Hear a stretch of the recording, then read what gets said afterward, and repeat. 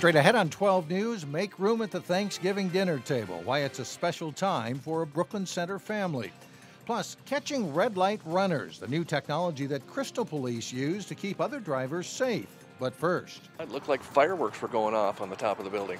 A Golden Valley building fire that puts a local charity in a holiday predicament. 12 News starts right now. Hello, everyone, and thanks for joining us. A Golden Valley nonprofit known for helping people in need now needs some help of its own. A fire broke out at People Responding in Social Ministry, or PRISM, shortly before 6 o'clock this morning. Delane Cleveland checked in on the damage, and he joins us live from Golden Valley. Delane? Mike and Alex, it was an electrical fire that broke out on the roof here this morning, according to fire officials. Now employees here at PRISM are simply just trying to figure out what to do as they enter this busy holiday season. You know, this is not a good day for PRISM. On this week of Thanksgiving, it's a terrible time of year for our families. The holiday cheer that accompanies this time of year was halted by an early morning fire, leaving a charred exterior. It was all in this room here. And a dark interior filled with puddles of water, smoke-damaged clothes, and a hole-filled roof in its wake. This is Thanksgiving week. It's the beginning of the whole holiday season. It's the time of highest need. In this building that means so much to so many, volunteers worked under a cover of darkness to save the food stored here that's destined for those in need. Right now we don't have any electricity.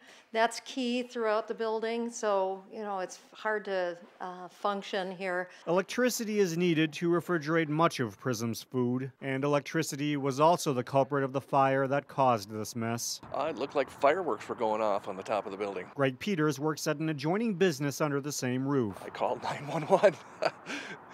Yeah, it was quite the show. That show knocked out power to the entire building, limiting the ability for employees here to do much of anything. And then there's some smoke damage of clothing, etc., throughout the building. So we're going to do an assessment here and see what are the needs. For now, though, PRISM employees ask people to pray for them and hope for the best. We'll be up and running before you know it. Well, there's no word yet on just how long it'll take before they're up and running again, but they said that whenever that does happen, they'll need people's help for additional food and clothing donations so that they can get back up and running. Meanwhile, Second Harvest Heartland has decided to take in a lot of the food that they had here, so they will hold on to that whenever PRISM is up and running again. Reporting live in Golden Valley, Delane Cleveland, 12 News. All right, thanks a lot, Delane. Traffic was slow going for many today thanks to the weather and a rollover accident in a bad place. In Brooklyn Center, the ramp from 694 to southbound 94 was closed at midday when a piece of construction equipment rolled off a trailer. Nobody was hurt. Earlier, police responded to dozens of minor accidents blamed on the icy roads. The future of Brooklyn Park's fire department could take a different turn tonight. The Brooklyn Park City Council will decide whether to replace part-time firefighters by hiring 18 full-time staff. Brooklyn Park Fire Chief Ken Prilliman says the change is necessary because of continued growth in call volume and ongoing challenges with recruiting and retaining part-time firefighters. He says the change would actually save the city $1.5 million over the next decade.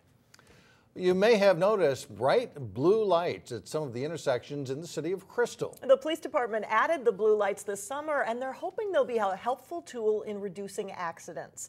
Cassie Bonstrom explains.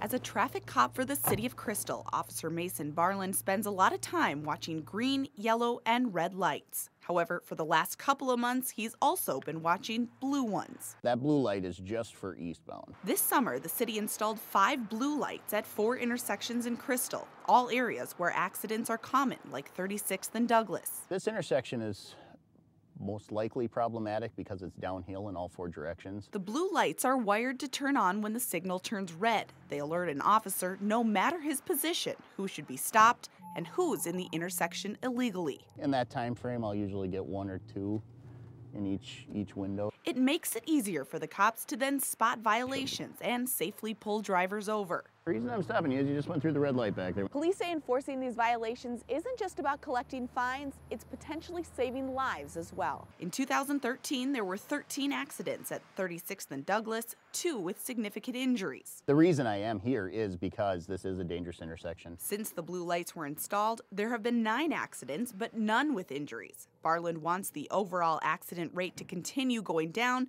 but says for now, it's a step in the right direction. Because that blue light, especially at night, it's a very bright reminder that this intersection is being watched. Yeah, I think they're very effective. In Crystal, Cassie Bonstrom, 12 News. Several other cities in the metro, including Blaine and Burnsville, are using those blue lights in their efforts to make intersections safer. Brooklyn Park said they just learned of the tool and they'll wait and see what the success rate is in those cities before deciding if it's worth trying. Metro Transit hopes to get more suburban commuters on the bus by offering faster service to downtown Minneapolis. Route 19, which starts in Brooklyn Center, is one of the most heavily used bus routes in the system. Now it's in line for a bus rapid transit upgrade. It would not have a dedicated lane. Instead, Metro Transit says it can shorten the commute by 25% with new buses and improved efficiency.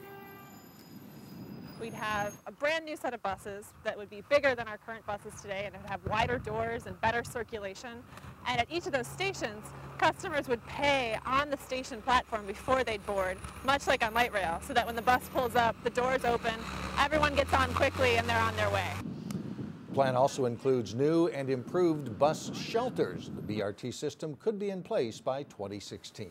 Here is yet another reason to be thankful this Thanksgiving. Gas prices are at a 5-year low. The average price in the Twin Cities is $2.69 per gallon. 1 year ago, we were paying $3.06. As a result, AAA expects more cars on the roads this year.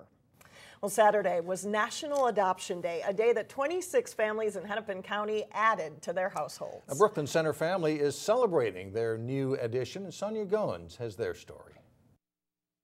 That's my youngest son with the red shirt on. That's Alex. My oldest son at the top. Gloria and Melvin Abbott already have a big family, 2 grown sons and 9 grandchildren. I was getting ready to be 37 in December, and Marcus is 38. Now the pitter-patter of tiny feet can be heard inside this Brooklyn Center home. Max is 21 months. 57-year-old Gloria and her husband are starting all over. When I finally said, okay, we're going to keep Max, that was just, yay! Gloria has been Max's foster mom since he was 2 weeks old. There was something going on with his mom where she was unable, to care for him. Max is a normal toddler. He loves checking out things, including our camera. Max loved to dance. Come on, Max. Max loves music. Gloria has always loved kids. Come on, Max. So far, she's cared for 13 foster children. Break dance. She says she tries not to get too attached to her foster kids, but there was just something about Max. Max was so lovable, from day one. His smile and infectious laughter opened up her heart and her home. We really did not want to see him, go back into the system. I think that kids, they get a bad deal anyway, so I just didn't want to see him go back. Gloria says faith and family go hand in hand. As a Christian woman, knowing that we are to have compassion for others and we are to feed and clothe, others. So my faith plays a lot in it. In Brooklyn Center, Sonia Goins, 12 News. You pull it off. The Abbotts are not done doing foster care. Right now, they are considering taking in an infant. Congratulations to them on their new addition as well. Well, coming up, a good sign this holiday season for small businesses. And a little bit later in sports, a great battle in the championship game of the Channel 12 Turkey Trot Hockey Tournament. But first, the sun returns, but temperatures stay below freezing on Tuesday.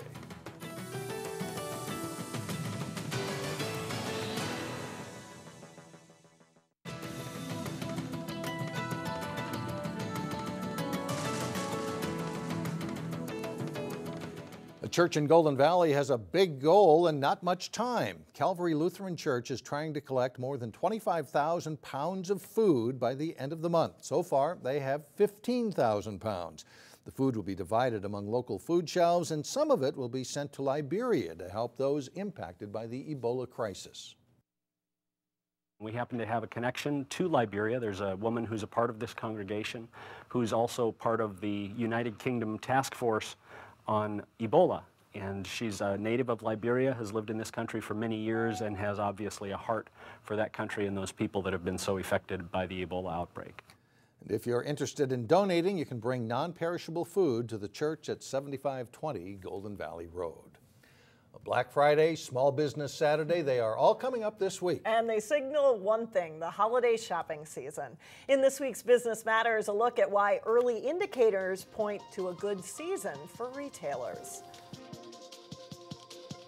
So we're looking at our ice globe kits.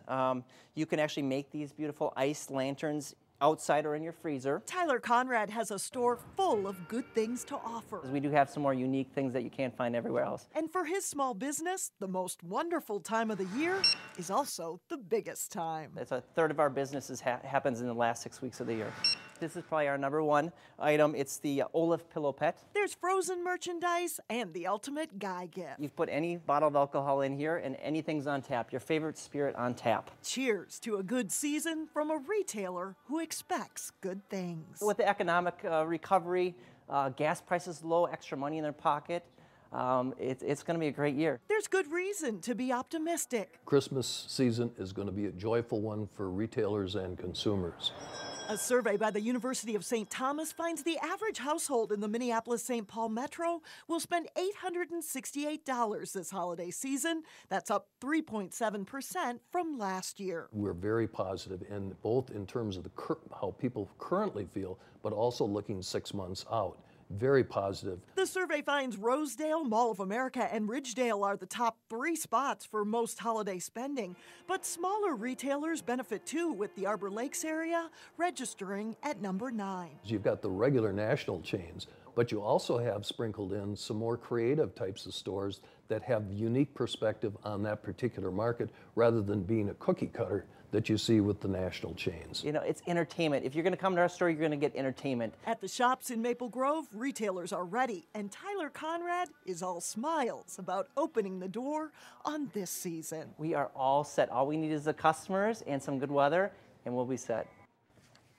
Nationally, forecasts predict holiday spending will be up between 4 and 4.5% this year. Coming up, facts about Thanksgiving with a little Northwest Metro influence. And up next in sports, it's Eagles versus Eagles in one memorable Prep Bowl game. John Jacobson has that and more when we come back. Totino-Grace has won a lot of state titles in football, 9 of them in all. They went for their first title in the largest class, 6A, Friday night when they faced 3-time defending champion Eden Prairie. First drive of the game, Ben Mazinga takes the handoff and leaps over the goal line for Grace. They grab a 7-0 lead. Early second quarter, and the offensive line opens a big hole for Mazinga. He's in for another score. Totino-Grace leads at 14-0 on Coach Mike Grant's Eagles. After an EP touchdown, Kez Flomo takes the handoff, cuts to the left side, and he goes 33 yards to the Eden Prairie 13-yard line. Sets up another touchdown, and Totino-Grace leads 21-7 at the half. Early third quarter, it's 4th and 3 for Eden Prairie, and Will Raines breaks into the clear. Grace gives chase, but they can't catch Raines, and Eden Prairie is within 21-14 after 3 quarters. Eden Prairie always seems to find a way. 4th and 16, Grantham Gallard throwing it up. Blake Cashman goes up and gets it, and Eden Prairie ties the game at 21. With about 3 minutes left, Raines takes the ball on the sweep left. And look at the blocking wall set up. He goes down the sideline, 75 yards.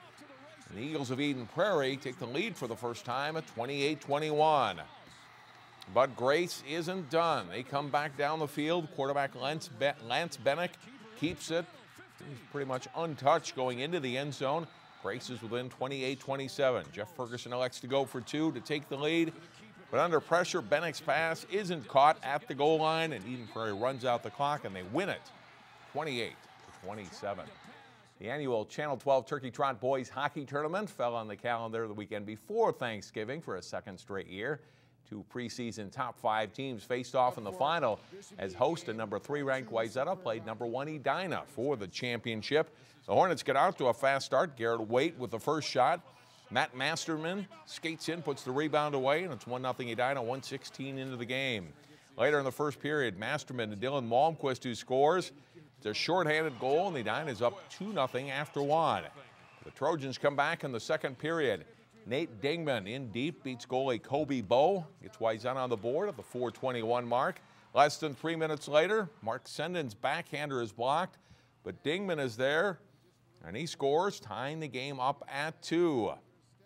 Down 3-2 in the third period, Max Zimmer wins the draw for Wayzata, back to Hank Sorensen, and he rips one in for a goal.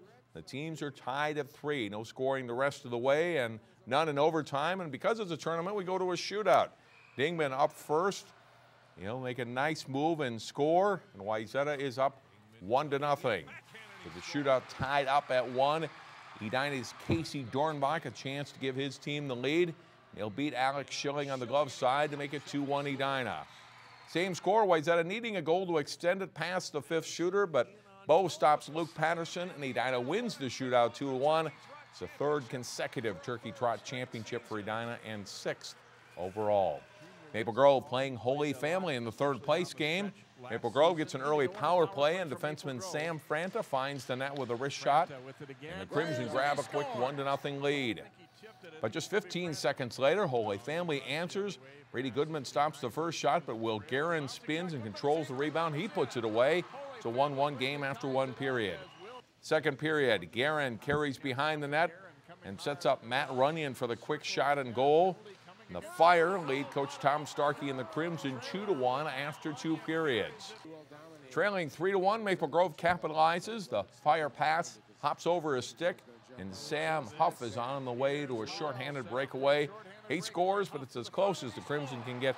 Holy Family wins it 4-2. A lot of fun hockey, though, over the weekend at Plymouth Ice Center. Great way for us to kick off the season. All right, thanks a lot, John. Still ahead, Thanksgiving trivia, a little bit to munch on. We'll be right back. Well, finally, some facts to take to your Thanksgiving Day dinner table. Whether you live in Plymouth or Birdtown, Thanksgiving has a little bit of history for everyone. Starting with the Pilgrims, of course, celebrated the first Thanksgiving in Plymouth, Massachusetts in 1621. This after a long journey that started in Plymouth, England. And sorry, Brooklyn Park, potatoes were not part of the feast. There's no account that turkey was on the menu either. The first Thanksgiving included lobster, venison, and beans. Of course, Minnesota is known for its gobble. Minnesota is the top national turkey producer, raising nearly 1/5 of all the turkeys produced in the United States. And by the way, the average weight of a turkey purchased at Thanksgiving, 15 pounds. But guess the largest turkey ever raised? No.